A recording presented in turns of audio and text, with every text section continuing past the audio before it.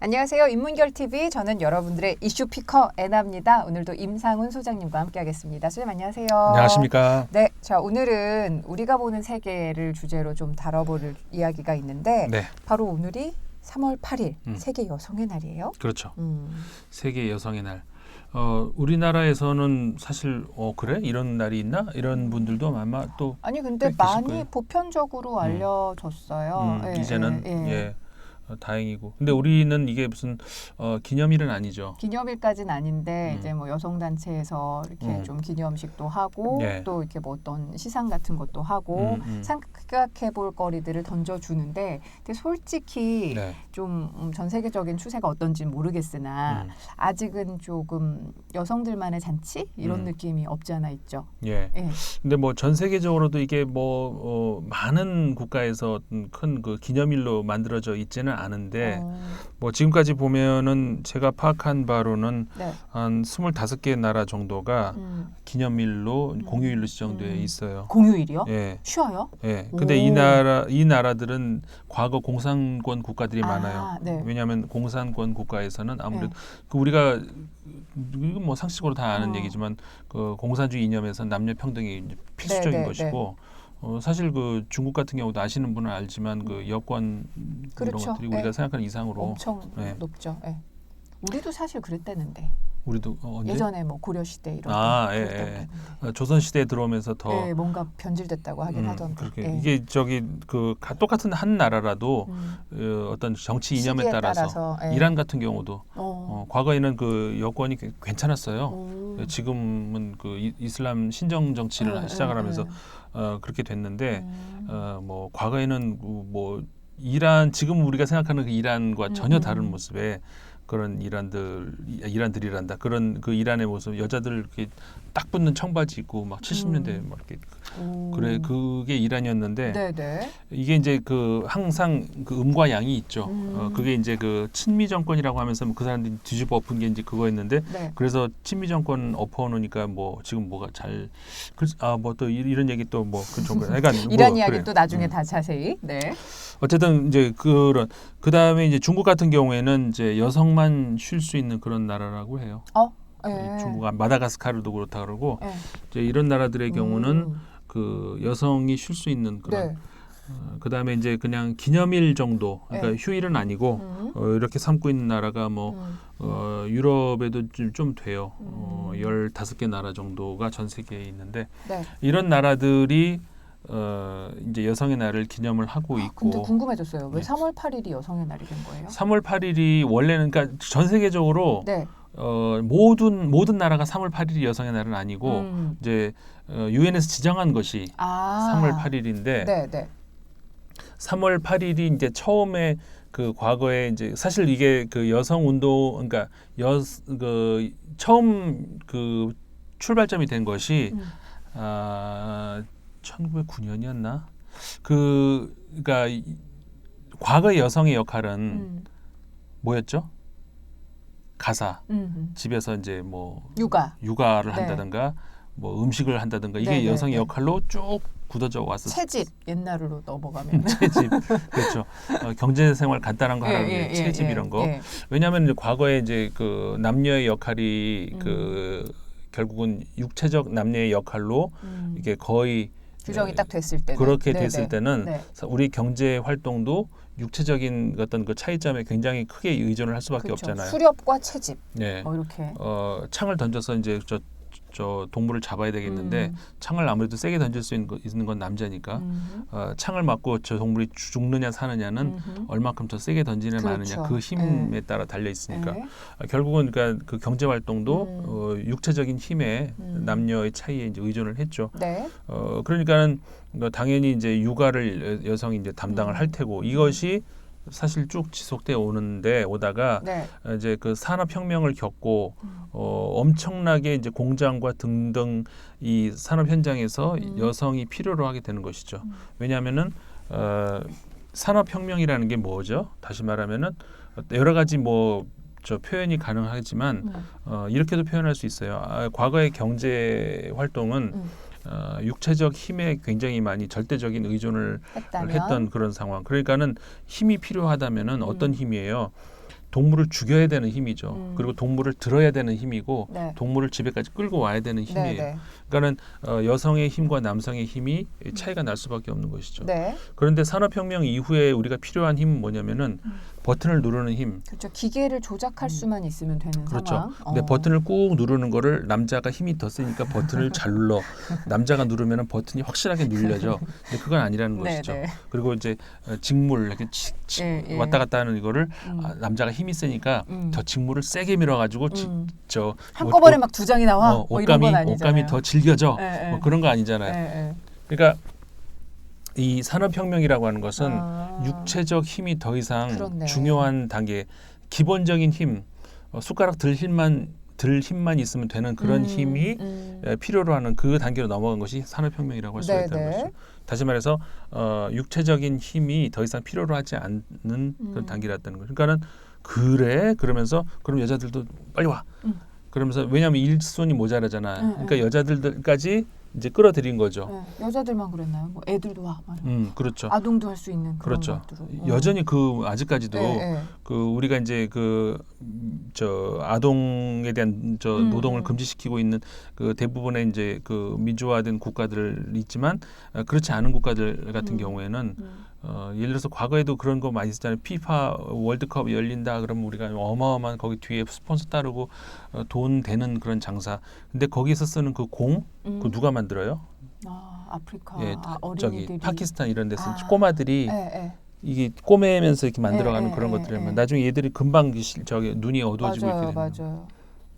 어쨌든 이제 그런 건데 그렇게 되면서 여자들은 어떻게 되냐면은 그렇다고 그럼 가사를 빼주나? 그거 아니죠. 집에 가서는 가사하고 밖에 나와서는 일하고 그러면서 어떻게 해요? 제가 아까 말씀드린 분명하게 인식해야 되는 것은 산업혁명이라고 하는 것은 육체적 힘이 더 이상 큰 의미가 없는 그런 힘이라는 거. 버튼 누를 힘만 들면 그리고 그 손 왕복 왔다 갔다 하는 힘만, 다시 말해서 숟가락 들 수 있는 힘만 가지고 있으면은 더 이상의 육체적인 힘은 필요 없는, 그게 이제 산업혁명이라는 것이죠.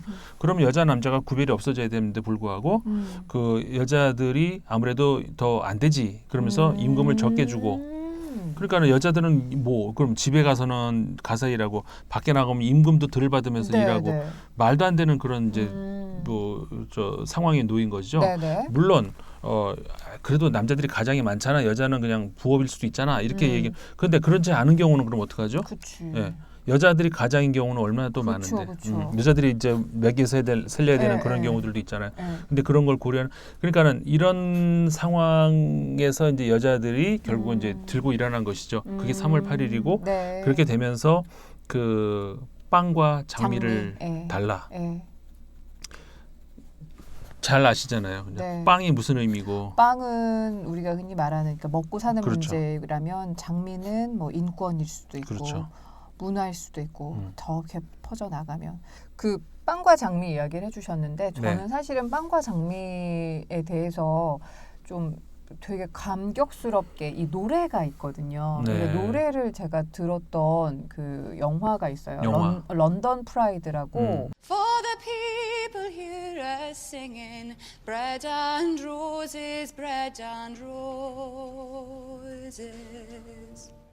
나중에 혹시 시간 되시면 저희 시청자들도 보시면 좋겠는데, 그러니까, 런던 프라이드. 그러니까 탄광촌 그 철의 대처 수상 시절에 탄광촌에서 정말 많은 그 분규들이 있었잖아요. 그러니까 그 이제 뭐 탄광을 촌을 갑자기 닫고 뭐 이러는 상황에서 그 탄광촌의 사람들을 도와주기 위해서 영국에 있는 게이들이 LGBT가 다 이제는 같이 연합을 해서 그 탄광촌 분들한테 손을 내민 거예요. 도와드리겠다. 근데 처음에 이제 탄광촌 하면은 얼마나 그 영국 분들이 마초적인 분들이 많아요. 그러니까 그 도움을 거절을 하고 뭐 이제 이런 에피소드들이 있는데, 결국 그 영화에서 보여주는 건 그러니까 소수자 그리고 어찌 보면 사회에서의 약자들이 연대해 나가는 그런 과정을 굉장히 막 음악도 유쾌하고 이랬었거든요. 근데 그 영화 속에 탄광촌에 갔을 때 그 게이들이 탄광촌에 가서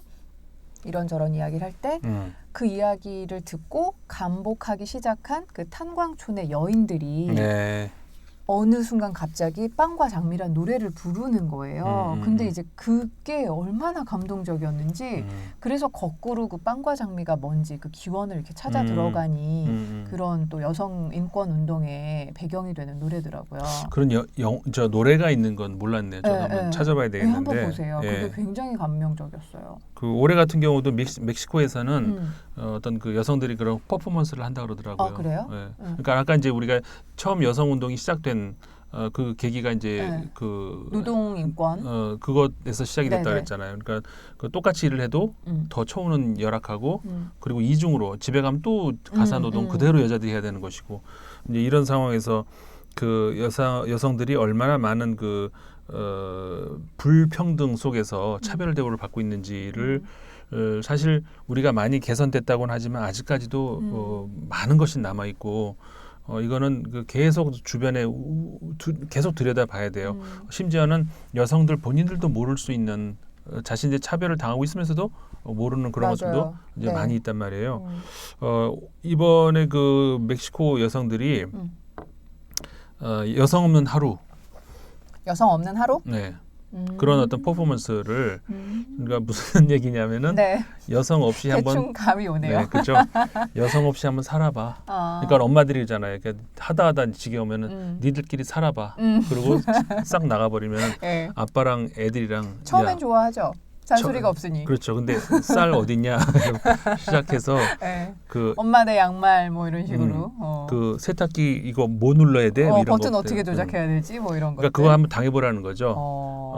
그러면서 이제 여성들이 하고 있는 모든 사회 활동을 중지를 해버리는 거예요. 물론 가사까지. 그래서 여성들이 지금까지 그 빈 영역이 왜냐면 우리가 꽉 차 있으면 뭐가 비었는지 모르잖아요. 맞아요. 싹 빠지면은 빈 영역들이 보이잖아요. 그렇지. 그러면 그 얘기는 난자리는 보이니까. 그러니까는 그렇죠. 난자리. 그러니까 여성들이 지금까지 무슨 역할을 하고 있었는지 그대로 보인다는 것이죠. 그래서 멕시코 재밌네요. 네. 여성 없는 하루.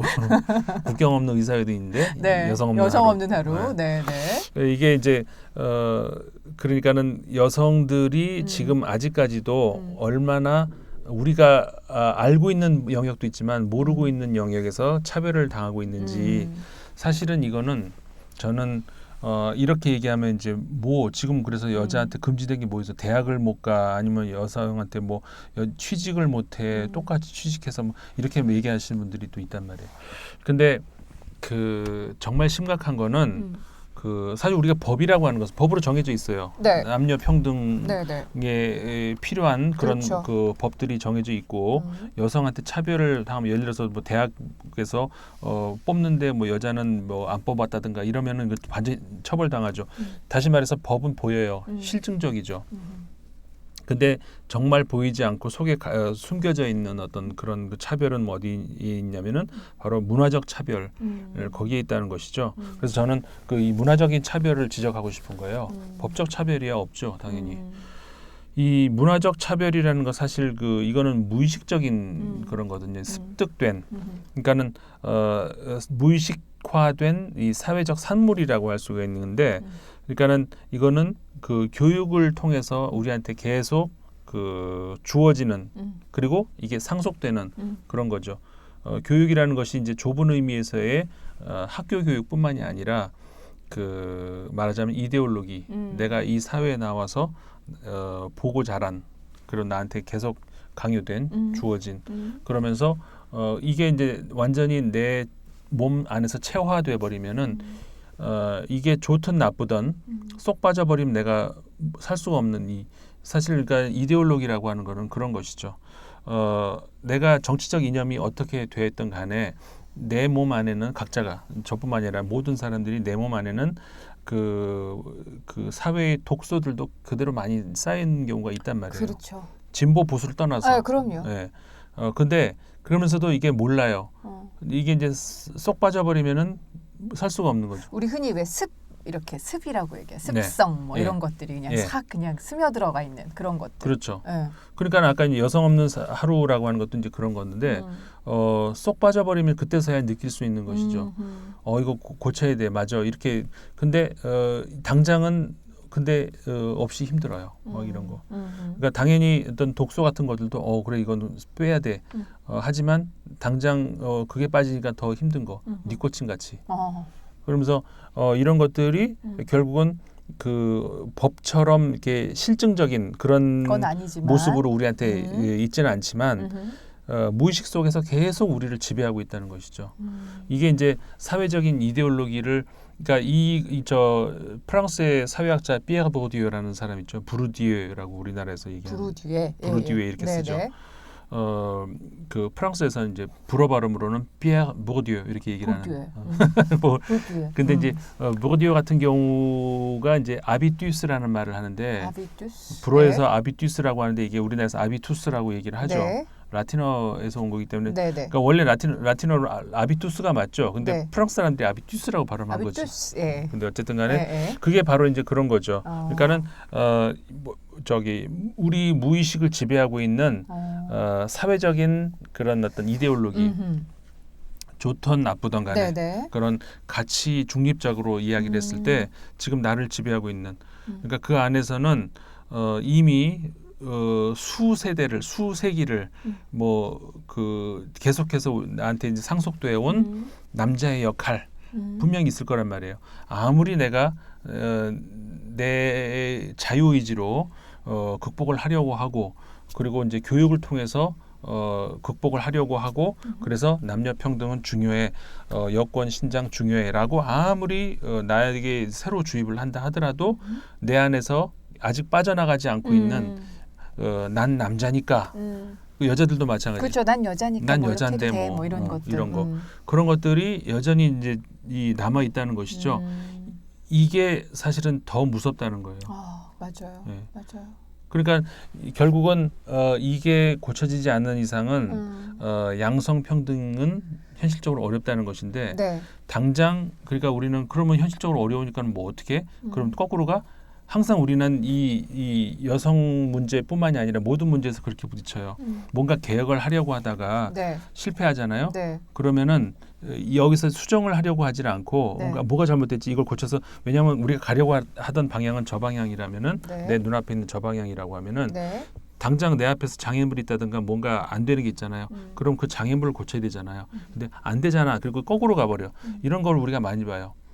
그러니까 우리는 정치적으로도 좌우 그러니까 진보와 보수 혹은 진보 보수가 명확하지 않다 하더라도 어쨌든 간에 그 여야가 이제 왔다 갔다 교체되잖아요. 그 자체는 좋은데 이게 앞으로 갔다 뒤로 갔다 이렇게 된다는 거 그게 제가 옆에서 보고 있으면 참 답답해 미치겠는 거죠. 저 이번에 총선도 되게 겁나요. 겁나죠. 사실은. 그러니까 이 장애물이 있으면 그걸 고치려고 생각을 하지 않고 그거 안 되잖아. 그리고 거꾸로 가려고 그래. 원래대로 되돌리려고 하는 거. 지금 미국도 마찬가지잖아요.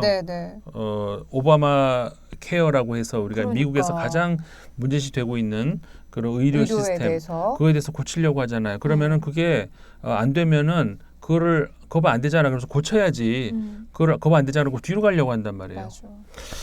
그러니까 이게 정말 무서운 게 이제 그런 것인데 그 우리 행동을 지배하고 있는 그런 그 독소들 이것을 고치지 않는 이상은 양성평등 불가능하다. 조금씩 고쳐야 돼요. 그러니까 지금 이야기를 근데 나누면서 저희가 예전 에피소드에서도 좀 다뤘던 것 같기도 한데 이런 양성평등 문제가 나왔을 때 요즘에 또 어떤 이야기들을 많이 반론을 갖고 있는지 그리고 또 세대별로도 이야기들이 많이 하는데 그러니까 지금 뭐 소장님이나 저나 이미 기성세대니까 기성세대이자 기득권 세대에서의 양성평등 이야기와 뭐 어쨌든요 나이를 가지셨어요. 그런 양성평등에 대한 문제와 그리고 지금 10대, 20대 특히 20대 청년들이 겪는 그런 양성평등에 대한 단어를 봤을 때에 그 받아들이는 그 정도와 받아들이는 방향성 자체가 좀 다르다는 걸 좀 많이 느껴요. 맞아요. 그러니까 지금 20대, 10대, 20대, 10대는 조금 뭐 논외로 했을 때 참정권을 갖고 있는 20대 친구들 같은 경우에 이 양성평등 문제에 있어서 우리가 생각하는 것과는 다른 방면으로 네. 스스로 나는 역차별을 당하고 있어라고 생각하는 남성 친구들도 꽤 많이 있고 네. 그러니까 이런 부분도 좀 이 세계 여성의 날에 좀 짚어봤으면 좋겠는데 이게 네. 저는 사실은 여성 남성으로의 이런 이분법적인 사고에서 언제까지나 계속 이렇게 허우적거려야 될까라는 생각이 들거든요. 네. 그냥 남성 여성 벗어나서 인간 대 인간으로 봤을 때 내가 저 사람에게 하기 싫은 행동, 그러니까 당하고 싶지 않은 행동을 그렇죠. 저 사람한테 그냥 강요하는 거는 남자든 여자든 다 마찬가지로 싫지 그렇죠. 않나요? 맞아요. 그런 거에 대해서 서로 삼가하면 될 것인데 네. 이걸 오히려 공격하려고 하는 그런 그 무대가 아직도 계속되고 있다는 게 저는 그게 좀 되게 마음이 아파요. 맞아요. 그 예전에 저 소장님 그런 말씀해 주셨던 기억이 나거든요. 그러니까 난 역차별을 당하고 있어요라고 이야기하는 20대 남성들에 대해서 어떤 이야기를 해주실 수 있냐라고 여쭤봤을 때 소장님께서 역사 의식을 좀 가졌으면 좋겠다. 그러니까 내가 당장 겪지 않았던 그런 내가 행하지 않았던 그런 남성으로서의 우월함 지위에 대해서 내가 지금 공격받고 있는 게 굉장히 싫어라 하는 내가 한 것도 아닌데 그렇죠. 그렇게 생각하고 있는 젊은 친구들이 그 나의 상황에만 좀 국한되지 말고 전체적인 역사적인 맥락 속에서 이런 말들을 이해해줬으면 좋겠다라는 이야기를 해주셨는데 네. 그것도 그런 이야기를 나눴을 때 계속해서 만만치 않은 반론들이 있더라고요. 네. 그러니까 그 부분도 좀 오늘 이야기를 해주시면 좋을 것 같아요. 그렇죠. 좋은 지적이시고 이게 일단 내가 겪은 것들만 제일 크게 보이잖아요. 그것도 마찬가지 누구나가 마찬가지 그럼요. 누구나 벗어날 수 없는 그런 거죠. 저도 제가 경험한 것들이 더 크게 보이고 경험하지 않은 것들은 추상적으로 잘 혹은 안 보이고 작게 보이거나 이렇게 되는 것인데 그래서 우리가 이제 그 역사 의식이 필요하다는 것은 제가 그런 의도로 말씀을 드린 거였던 것이죠. 내가 경험한 것들이 내가 이제 20년 동안 경험을 했던 30년 동안 경험을 했던 50년을 경험을 했던 내가 경험한 것들만 더 부각돼서 크게 보이는 그렇다면은 내가 경험만 해보지 않은 그런 것들이 무슨 일이 있었는지를 들여다보기 위해서 그게 이제 역사 의식이라는 것인데 네. 물론 내가 경험한 나의 실존 이게 중요하지 않다는 것은 아니고 네. 저는 오히려 그 실존이라고 표현되는 어떤 그 철학 사조에서 말하고 싶었던 그러니까 추상적인 어떤 그 인간 무슨 뭐 이런 추상 말고 지금 현재 나의 삶 이게 중요하다는 것은 저는 저 누구보다도 제가 이제 그 강조를 하면서 사는 사람인데 지금 20대 혹은 예를 들어서 우리가 흔히 이 이야기를 제일 많이 해요. 군 병력 의무를 앞두고 있는 남성들 같은 경우에 너무나 피해의식을 느끼죠. 여자들은 그렇죠. 그냥 4년 졸업해서 취직을 바로 할 수 있는데 나는 거기서 지금은 그래도 많이 줄었지만 과거에는 뭐 3년이라는 시간 동안에 이제 우리가 뒤처지는 그런 근데 그 부분에서 물론 이제 병역과 관련해서 문제가 옆으로 이제 또 확대가 되기 때문에 좀 옆으로 이제 다른 논외로 비껴나갈 가능성이 있는데 병역 문제 저도 그렇게 저도 이제 그 군대를 갔다 왔잖아요. 군대를 가기 전에 그런 생각 많이 해요. 여자는 안 가고 남자만 가는 이런 거에 대해서 당연히 그 불평등하다라고 생각이 물론 되죠. 근데 그것도 그러니까는 사실은 그 양성평등 차원에서는 어떤 식으로든 점차적으로 개선을 할 그런 그 필요성은 저도 공감을 해요. 당연히 그거에 대해서 그게 무슨 뭐 남자가 그 차별을 받는 거라고 생각하냐라고 생각하지는 않아요. 분명 거기선 그 차별이 있다고 생각하죠. 다만 현실적으로 지금까지 군대라는 것을 운영을 하기 위해서는 남자들이 더 뭐라고 할까요? 그 육체적인 부분에 있어서 조금 더 유리했던 바로 그것 때문에 그랬던 측면이 있죠. 하지만 이것도 뭐 개선이 돼야 될 문제이기도 하고 병역 복무 기간부터 시작을 해서 예를 들어서 다른 나라에서도 이제 그런 예들이 많이 있는데 우리보다 훨씬 더 실전 전투 경험을 많이 하고 있는 프랑스 같은 나라는 유럽에서 대표적으로 그 실전 경험을 많이 하는 군대들이에요. 왜냐하면 이 사람들이 아프리카에 가서 전투를 많이 하거든요. 그럼요. 근데 이제 이 사람들은 의무군이 아니고 그 소위 말해서 그러니까 직업군인과 네. 그 실전에 투입되는 사람들은 저 외인 부대라는 거 우리 많이 하죠. 네네. 그 외국에서 이제 네. 지원자들을 받아서 네. 기본적으로 이제 프랑스어를 가르치면서 네. 군대 훈련을 받아 실전에 투입이 돼요. 근데 거기에 대한 대가는 어마어마하죠. 그러니까는 급여 왜냐하면 군대 하는 동안 돈 쓸 일 별로 없잖아요. 네, 그러니까 급여가 쌓이죠. 네. 그리고 제대할 때도 자 그래서 프랑스 시민권 주고 그래서 이제 지원하는 경우가 많이 있어요. 네. 어쨌든 간에 그렇게 하면서 실제 의무군으로 가야 되는 그런 숫자는 훨씬 적잖아요. 네. 그것이 그 결국은 비용 차원에서 저는 그것이 많이 직업군인을 운영하는 것이 더 많이 들 것이라고 생각하지 않아요. 오히려 의무군을 운영하는 것이 훨씬 비용이 많이 들 수도 있는 그렇죠. 그리고 비효율성도 있을 수 있다고 생각을 하는데 왜냐하면은 물론 이건 논쟁적인 발언일 수는 있지만 과거에 저는 28.5개월을 군 생활을 했는데 그 28.5개월 하는 동안에 상당 부분은 정확하게 뭐 어느 정도라고 그거야 뭐 뽑을 수가 없는 거지만 상당 기간은 야 이건 그냥 놀고 먹는데 이렇게 하는 기간들이 있었어요. 그러니까 어찌 보면 인생에서 허비하는 시간이라고 스스로 느끼고 아니 그 의미가 아니고 군의 어떤 그 뭐라고 할까요? 그 전투력 네. 그 측면에서 말씀을 드리는 거거든요. 군대의 이 전투력 측면에서도 그냥 놀고 먹는 그런 그 시간이 너무 길어요. 그러니까는 그 군 복무 기간이 너무 길다는 생각이 많이 든다는 거죠. 최대한의 그 군 전투력을 끌어올릴 수 있는 시간, 그다음에 거기서 이제 그 활용할 수 있는 그 시간 이런 것들을 생각했을 때 물론 지금은 훨씬 짧아졌죠. 그러니까 지금은 이제 달라졌으니까 네네. 제가 뭐 의미 없는 말이 되는지 모르겠는데 그때도 이제 그런 생각을 했었고 어쨌든 간에 종합적인 면에서 이 군 그 의무병 제도라고 하는 것이 남성들에게 불리하게 작용하고 있었다는 거 저 부정하지 않아요. 네. 저는 충분히 인정을 하고 그 부분은 다른 또 영역이기 때문에 논의의 대상이 이제 또 되는 것인데 그러니까는 그러니까 쌤쌤이잖아. 혹은 남자들이 더 차별을 당하는 거잖아. 20대에서는 더 당할 수 있죠. 왜냐하면 전체 인생을 놓고 보면은 그렇죠. 그렇지만 그게 지금 가장 딱 그 20대에서 보면 그게 제일 크니까. 그러니까 뭐 이런저런 시각이 나올 수는 있는 건 저도 이해해요. 네. 그런데 그거는 이제 군 병역 문제는 아까 지금도 잠깐 좀 약간 다른 차원의 문제이기 때문에 원론적인 차원에서는 전 물론 동의한다는 것이죠. 네. 남성들이 피해를 입어요. 네. 그러니까 군 병역 문제는 이제 다른 차치하고라도 다른 문제로 생각을 하자는 것이죠.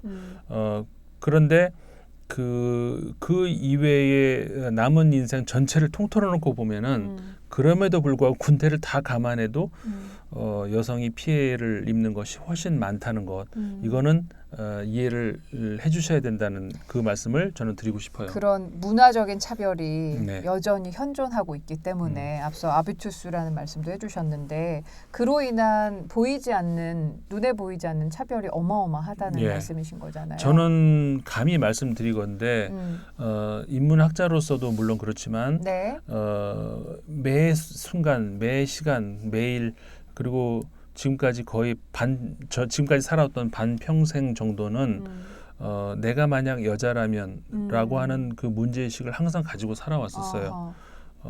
그래서 만약에 내가 지금 밤길을 간다.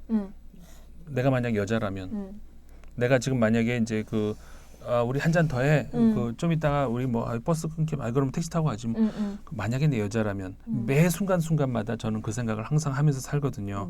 저는 많은 남성분들이 이제 그러는 분들도 많이 계시겠지만 혹시 안 그렇다면 한번 권해드리고 싶어요.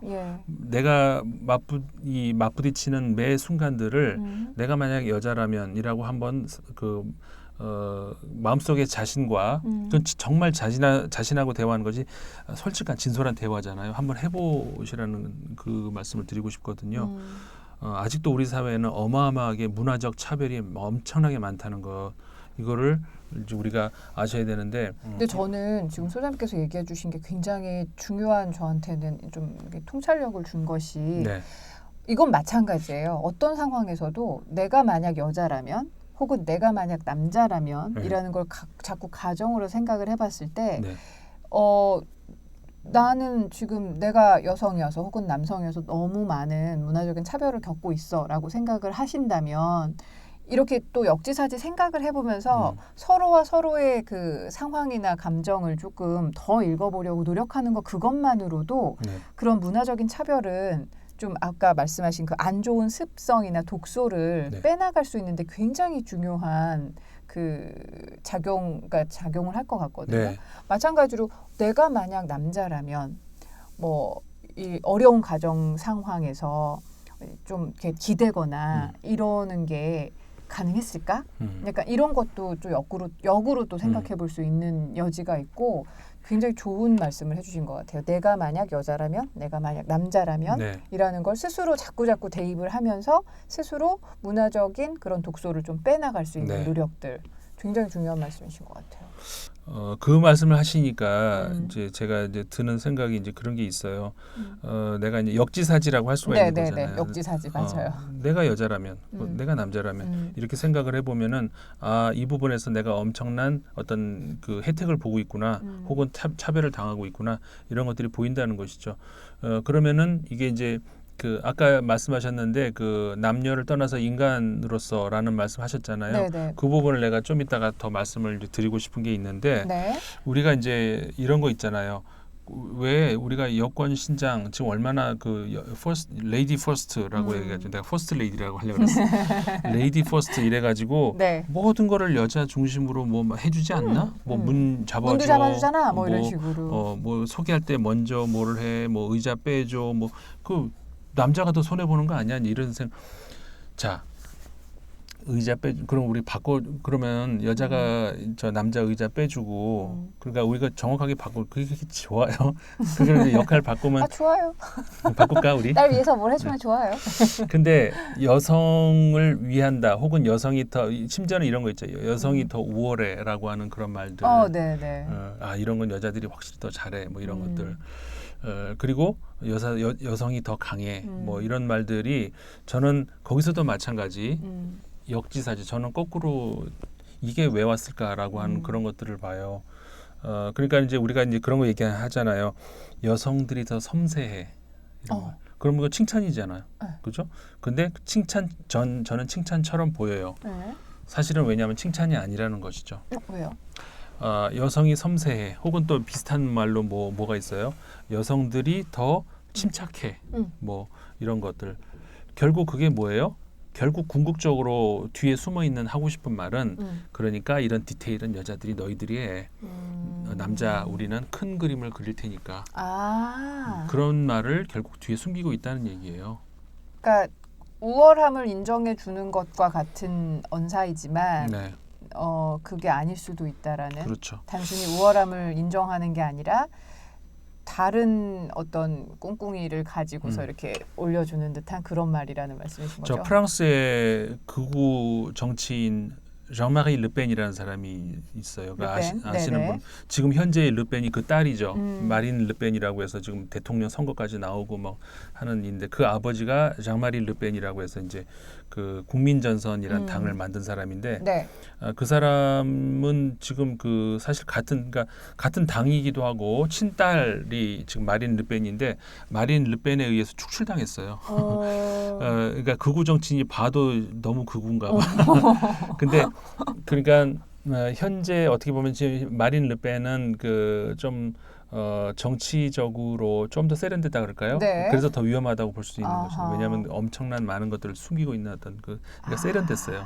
그래서 이제 이 프랑스 국민들이 현혹되어 있는 사람들이 있어요. 네. 근데 과거에 장마리 르펜은 어떤 유형이었냐면은 네. 이런 말 해도 되나? 트럼프하고 좀 비슷해요. 그러니까는 그 말을 하면 있잖아요. 그런 유사한 생각을 가지고 있는 사람들인데 시원시원해. 왜냐하면 예를 들어서 그런 거 있잖아요. 누구한테 쌍욕을 해주고 싶은데 나는 못 차마 내 입으로 못 하겠어. 근데 저 누가 사람이 해줘. 옆에서 하면은 내가 속이 시원하잖아요. 그렇죠. 그 기분. 그러니까는 차마 저렇게는 하면 좀 안 되는 거 아니야. 근데 마음속엔 그런 생각이 들어. 그런 거를 이렇게 딱딱 해줘요. 그럼 너무 속 시원해 이런 거. 네. 그 구설수에 굉장히 많이 올랐거든요. 예를 들어서 그 뭐 2차 세계대전 때 이 가스실 그런 거는 그냥 역사의 디테일이야. 뭐 이런 거. 그냥 꼭 그거 하나 가지고 이런 발언이라든가 그 사람이 한 말 중에 이제 제가 왜 이 말을 꺼냈냐면은 이런 말이 있어요. 올림픽 그때 무슨 올림픽인지 잊어버렸는데 끝난 다음에 그때 무슨 뭐 육상 이런 거를 이제 항상 우리 보면 금메달 100m니 뭐 이런 거면 흑인들이 다 그렇죠. 그리고 뭐 농구 같은 거 하면은 흑인들이 되게 잘하잖아요. 그렇죠. 그러니까 장마리 르펜이 무슨 말을 했냐면은 역시 그 인종 간에 우열은 있는 것 같아. 저 스포츠 봐. 흑인들이 얼마나 잘해. 그 뒤에 무슨 말이 숨어있는지 알겠죠? 알겠어요. 그러니까 스포츠만 잘하지 이런 식인 거죠. 몸 놀리는 거는 흑인들이 다 잘하잖아. 머리 놀리는 건 백인이 잘하는 거. 거기에 대해서 불만 갖지 마. 그 얘기가 숨어있는 거죠 거기에. 그러니까는 그 표면적인 어떤 그 와 찬사를 보내준다. 그게 다가 아니라는 거예요. 그렇게 예를 들어주시니까 확실히 알겠네요. 얘기가 났으니 말인데 최근에 와서 상황이 좀 달라진. 그러니까 저는 이제 어떤 문제점을 지적을 하면은 저는 그 인문학자로서 인간의 그 진화를 믿어요. 그리고 좋은 방향으로 역사가 가고 있다는 걸 믿어요.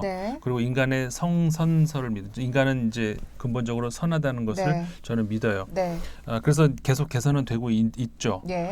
근데 이제 이런 거 있죠. 아까 이제 얘기가 나와서 말인데 운동 얘기할 때 달리기 뭐 농구 이런 거는 유독 흑인들이 되게 센 사람들이 많이 나와요. 근데 골프 이런 건 백인들이 많아요. 물론 그래서 제가 얘기를 아까 그래서 꺼낸 거죠. 타이거 우즈는 뭐야 그렇게. 그러니까는 나오죠. 계속해서 이제 새로운 어떤 그런 하지만 대체적으로 보세요. 그럼 골프가 그렇게 흑인이 대세든가요? 아니죠. 그렇진 않죠. 근데 왜 유독 농구나 달리기는 흑인이 대세일까요? 흑인들이 접할 수 있는 것이 이제 결국 그런 운동들이었다는 거예요. 미국에서 길거리에서 그냥 할 수 있는 것이 농구잖아요. 맞아요. 골프가 그렇게 할 수 있나? 아이스하키 선수 중에 저 흑인 유명한 선수 보셨어요? 못 봤어요. 그러니까 아이스하키는 왜 그러면 저기 미국과 뭐 캐나다와 이런 나라들이 잘 우리나라에서도 아이스하키 한 번 하려면 돈 복잡하죠. 장난 아니죠. 그러니까는 이게 눈에 보이는 그게 다가 아니라는 그거라는 것이죠. 그래서 이제 본론으로 돌아오면은 어머니는 강하다. 이것도 이제 마찬가지예요.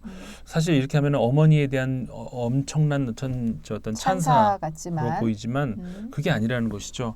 어머니는 강하다. 어머니가 보여주는 사랑을 봐라. 근데 결국 그 얘기가 무슨 얘기예요? 애는 여자가 봐라 그 얘기예요. 그건 또 너무 극단적으로 가시는 거고, 그러니까 뭐 물론 함의는 그렇다고 할지라도 저는 어머니는 강하다라는 표현이 그리고 아버지는 강하다라는 표현이 강하지 않은 어머니, 강하지 않은 아버지가 들으면 너무너무 자괴감을 주는 말이에요. 그래서 그거는 정말 인간적으로라도 함부로 쓰면 안 될 말 같아요. 그럼요. 이게 그러니까 철학에서 실존주의라는 게 있는데 실존주의가 지적하는 것이 바로 그 지점이었거든요. 그러니까 어머니는 강하다.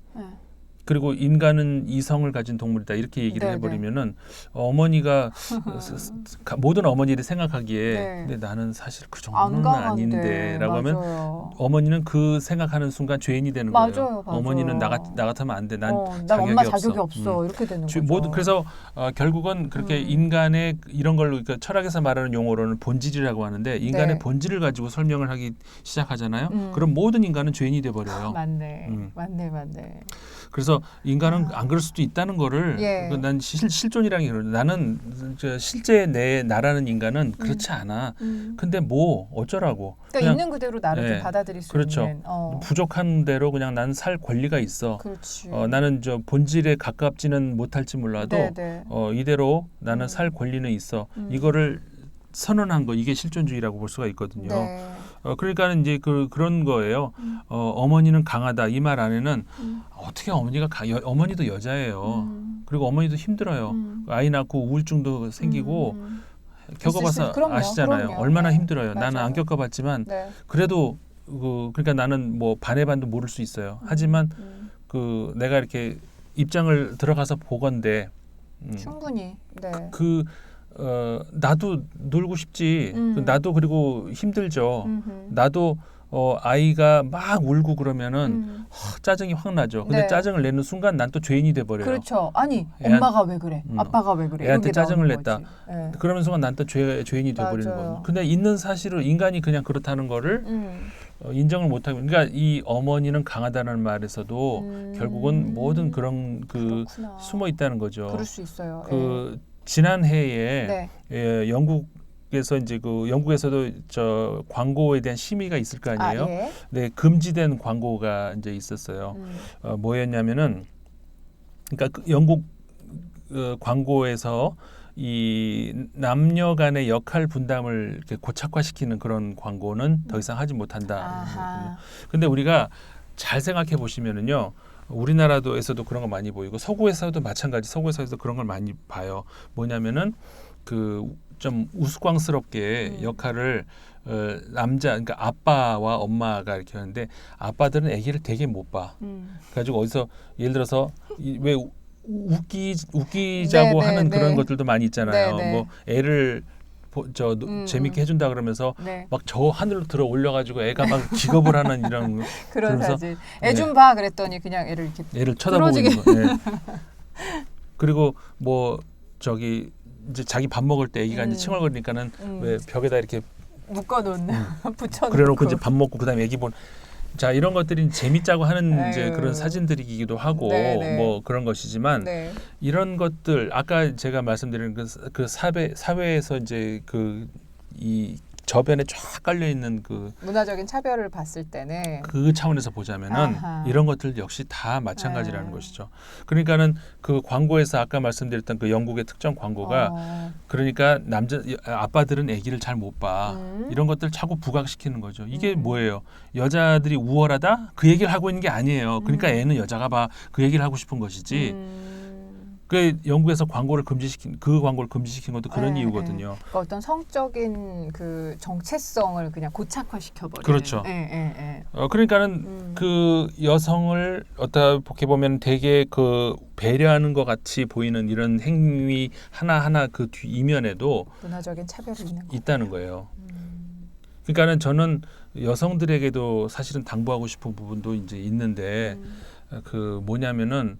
그리고 남성들로 하여금 그 공격의 빌미를 제공하는 것 중에 하나가 보호를 받으려고 하는 그런 것들 있잖아요. 예를 들어서 그러니까는 남자가 의자를 빼줘야 이제 뭐 한다든가 문을 열어줘야 뭐 한다든가 먼저 문을 붙잡아줄 수도 있잖아요. 왜냐하면 우리 문명 사회의 그 문은 돌문이 아니라서 여자가 붙잡고 있기 힘들 정도로 무거운 문은 없어요. 그럼요. 아까 이제 버튼 얘기도 있지만 그 남자가 세게 눌러야 되는 효과가 있는 그런 버튼이 없듯이 요즘 문명 사회에서의 모든 문은 여자도 충분히 갑자기 그 생각 열려라 참깨 그 생각 났어. 그렇죠. 그러니까 맞네요. 우리가 이제 이런 거 있잖아요. 서구 사회 특히 북유럽 쪽 많이 가면은 소위 양성 평등이 그나마 많이 우리보다는 상황이 좋다라고 하는 사회들 보면은 그 사회의 여성들은 가방 들어달라는 거 여자들이 잘 안 해요. 왜냐하면 이 세상에 여자가 못 들 가방은 없거든요. 그렇죠? 여자가 못 열 만큼 무거운 문이 없듯이. 아니 근데 그게 무거워서 들어달라는 것도 아니고 그냥 나를 뭐 이런 거지. 그러니까 나에 대한 애정을 얘기해봐. 뭐 이제 이런 식의 그런 표현인 거죠. 자, 그 부분을 제가 말씀드릴게요. 저는 이 양성 평등을 얘기할 때 또 헷갈리는 게 있는 게 뭐냐면은 생물학적 성과 사회적 성을 혼동을 해요. 인간에게는 두 면이 다 있죠. 피해갈 수 없는 그럼요. 생물학적 성이 있어요. 이건 태어날 때부터 정해져요. 그러니까 동물로 치면은 수컷과 암컷. 그렇죠. 그러니까 남자 여자는 수컷, 암컷 외에 다른 거 하나도 없어요. 생물학적 역할로는. 그러니까 여자는 태어날 때부터 아이를 잉태하게 신체 구조가 돼 있어요. 뭐 어떻게 할 수가 없어요. 그렇죠. 남자는 반대. 그러니까 이런 것들은 우리가 태어나면서 정해진 그런 역할이란 말이에요.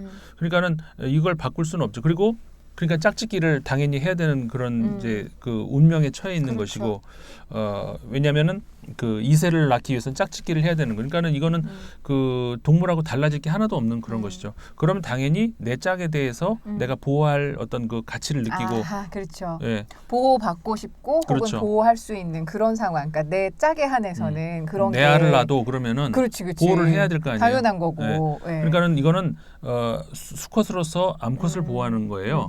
그 여성 인권 이런 거와 관련이 없단 말이죠. 그렇죠. 예, 어떤 말씀인지 알겠네요.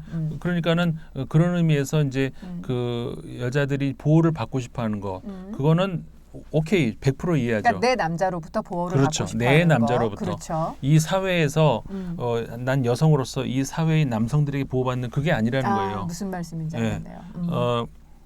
이 생물학적 여자로서 생물학적 내 짝에게 보호를 받을 권리가 있고 사실 그건 동물 차원에서의 문제이기 때문에 권리라는 말도 사실은 쓸 수가 안 없는 어울리는 말이에요. 권리가 아니고 본능이에요. 그렇죠. 본능적으로 보호를 받고 싶어하죠. 그리고 수컷들도 본능적으로 자기 암컷을 보호를 하려고 해요. 그리고 본능적으로 자기의 새끼를 보호하려고 하듯이 그거는 본능이잖아요. 네네. 권리가 아니라. 그렇죠. 그리고 의무라는 말도 필요 없어요. 여기다는. 그러니까 그런 것들을 뒤섞어 버리면은 그렇네. 네. 그렇죠. 그래서 우리가 이 여성 문제 그다음에 그 양성 평등 문제를 얘기할 때는 제일 먼저 기본이 인문학적으로 제일 먼저 기본이 생물학적 성과 이 사회적으로의 사회적 그러니까 좀 더 넓은 사회를 포함한 문화적 의미에서의 네. 성을 구별을 해야 돼요. 그래서 사회학적 성을 영어로는 이제 섹스라고 하잖아요. 네. 그다음에 이 문화적 성을 영어로는 젠더라고 얘기를 하죠. 흔히 하잖아요. 저는 그래서 이제 한국말로 성 이렇게 그 구별을 하기 위해서 흔히 쓰는 말이 생물학적으로는 여자, 남자 이렇게 흔히 많이 쓰고 이 젠더 차원에서 보면 여성, 남성 이렇게 써요. 뭐 뒤바꿔도 상관없지만 구별을 일단 분명히 하자는 거예요. 그러니까는 여자와 남자는 암컷과 수컷이에요. 그러니까는 남자가 여자를 보호하고자 하는 본능 그리고 내 여자를 챙기고자 그리고 내 여자를 얻고 싶어하는 그런 것들은 다 본능이라는 것이죠. 네. 뭐 그렇게 태어났어요 우리는. 그렇죠.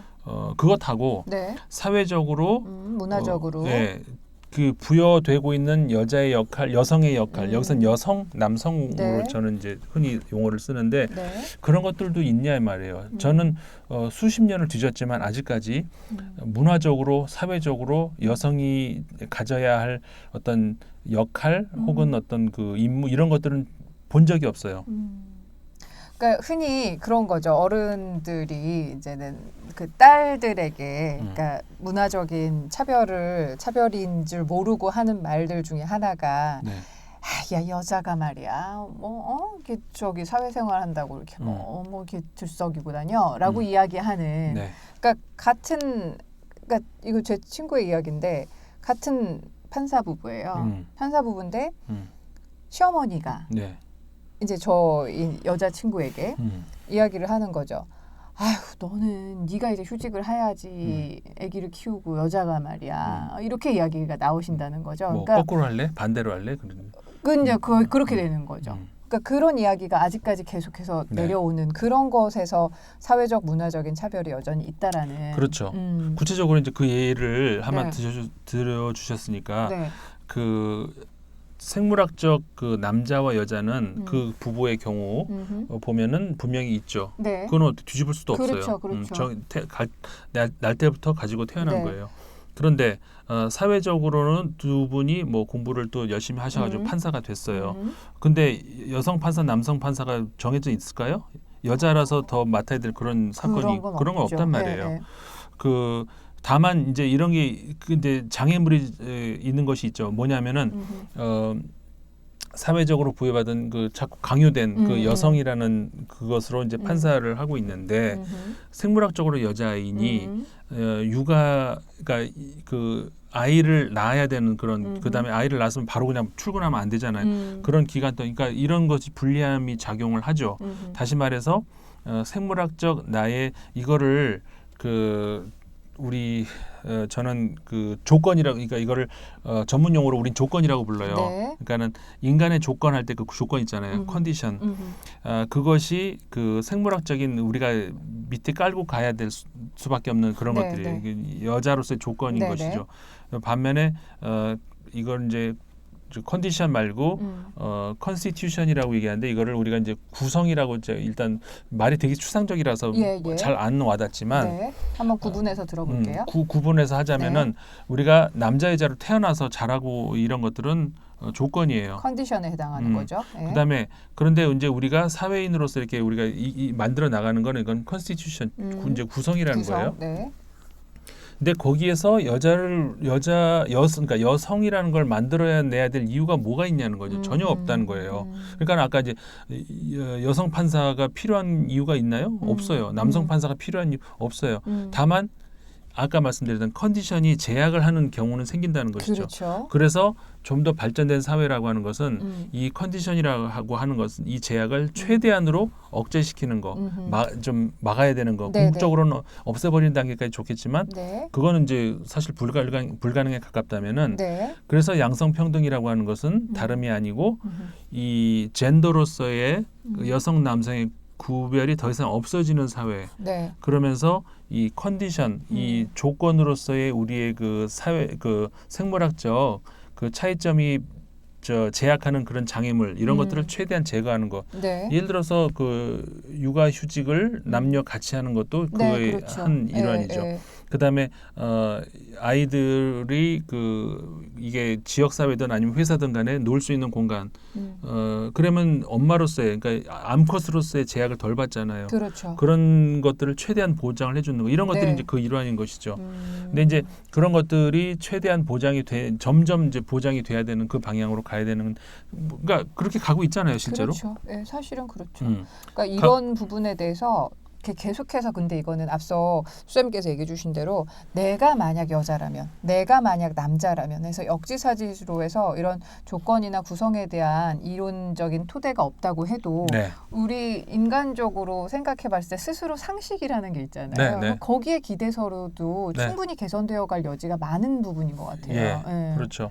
우리가 이제 자꾸 이 그 양성평등 얘기하다 보면은 되돌이표 뱅뱅뱅 도는 이유가 이 사회적 의미에서의 성과 이 자연적 의미에서의 성을 구별을 안 하기 때문에 계속 뱅뱅뱅 돌아요. 계속 혼용해서 쓰고 있어서. 계속 혼용해서 쓰는 거죠.